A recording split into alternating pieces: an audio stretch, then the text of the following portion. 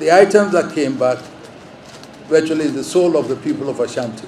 Zero. We are displaying this for you to see that the items that were stolen, looted in 1874, not all of them has returned, but that what we have here still embodies the soul of Ashanti.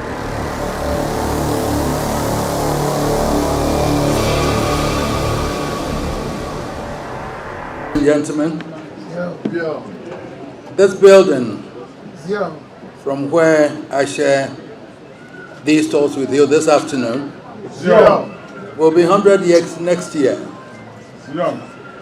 Though originally built as a residential palace for my grand-uncle Prempeh I in 1925, it was turned into a museum by my brother Otumfour II in memory of the adversities and sacrifices that Prempeh I endured with those around him, divisional and sub-divisional chiefs, courtiers, some of whom lost their lives in Kumasi and across the Indian Ocean and the Seychelles Islands.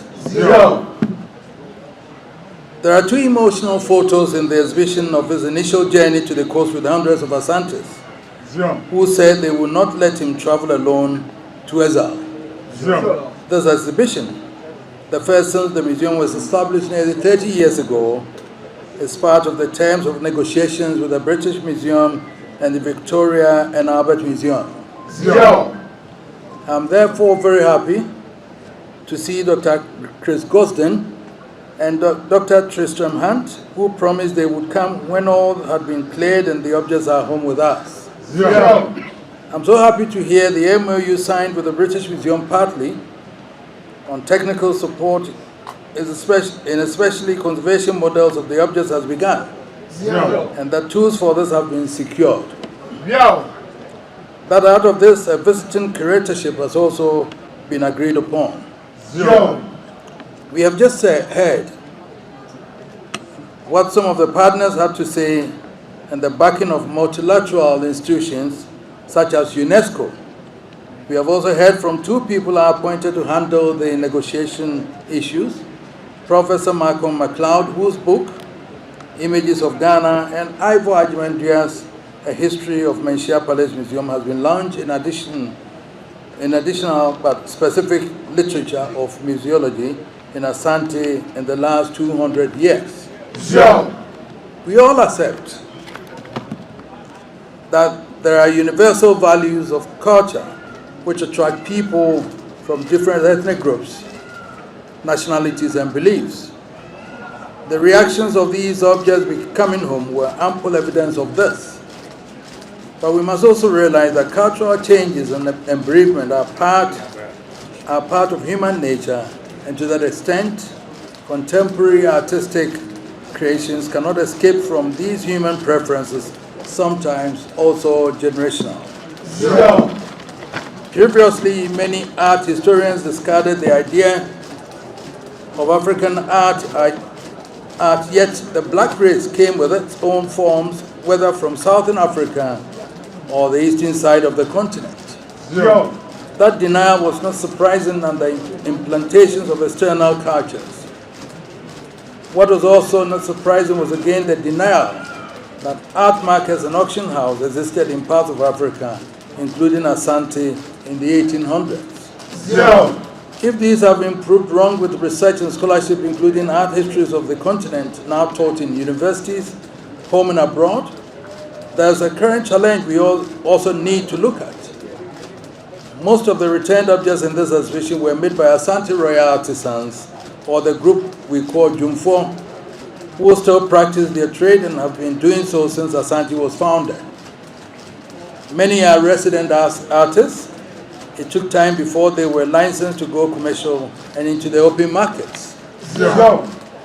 Now the world is an open place and trade and business knows no boundaries. It's the market that determines many of the choices we make and the things we buy. If there's freedom from royal artisans to be liberal from palace impositions and participate in the open markets, it brings some personal wealth or income for families and should absolutely be encouraged. There is a reverse side. that could be worrying. Markets are markets, and those who invest in African art these days do so and trade in futures. Yeah. There are many galleries springing up in modern African cities, and there are reviews of contemporary African art in major media that include CNN, Bloomsbury, CBS, SABC, of young African artists who have graduated from our schools within the continent and abroad.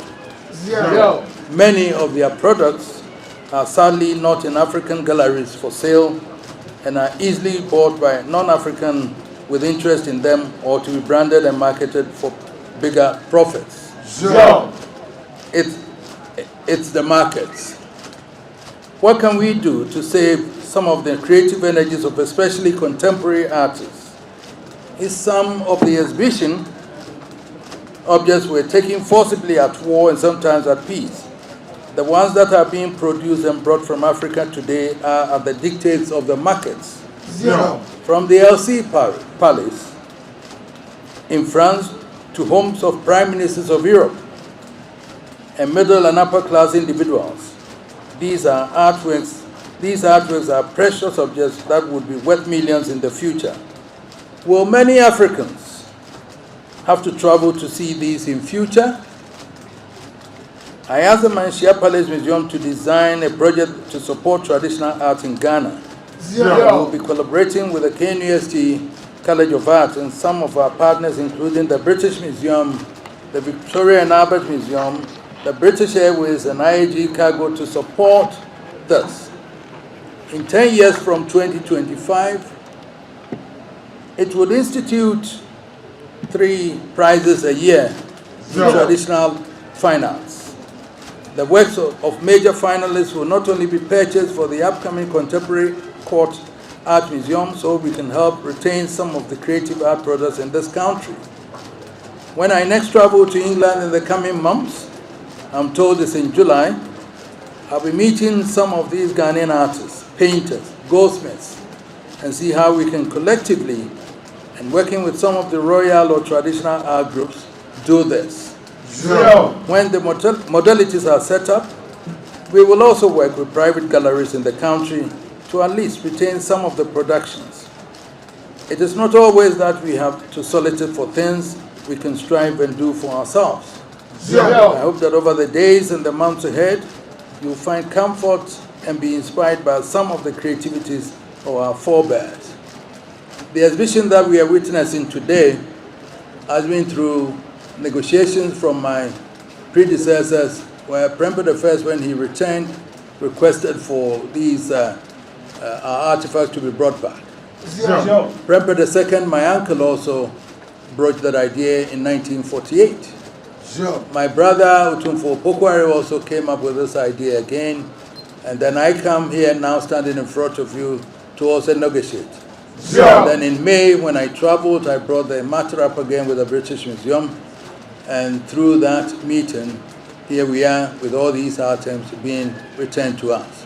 Yeah. We thank them very much. It is not the end. I know we still have so much to do, but this is the first phase of it. Yeah. And the agreement is for us to keep it for 3 years and then renew it for another 3 years. Yeah. Interestingly, people were arguing that, but these things are for us, so why are they loaning it to us? Unfortunately, there's a law in Britain, law of antiquity, which even doesn't allow them to move these items out of the country. Yeah. But for the sake that they believed in us, and that we went in for negotiations and were able to convince them that we would display that for our people to also see it. The items that came back virtually is the soul of the people of Ashanti. Yeah. We are displaying this for you to see that the items that were stolen, looted Yeah. in 1874, not all of them has returned, but that what we have here still embodies the soul of Ashanti. Yeah. And I believe within the period that they are being displayed here, you make an effort, everybody, to come in and visit, to see it yourselves, to believe that yes, we have this. Yes, these were created by our own artisans. Yes, we ask ourselves, are we able to do that in this modern day? Yeah. In those days, in 1874 and early on, if we had artisans who have not been to universities being able to create this, why can't we do this now? Zero. So that is also a challenge to our students, that's a challenge to our young people and all that, to be able to be creative enough to be able to design these artists. So the spirit is back here, Zero. and then everybody should please visit.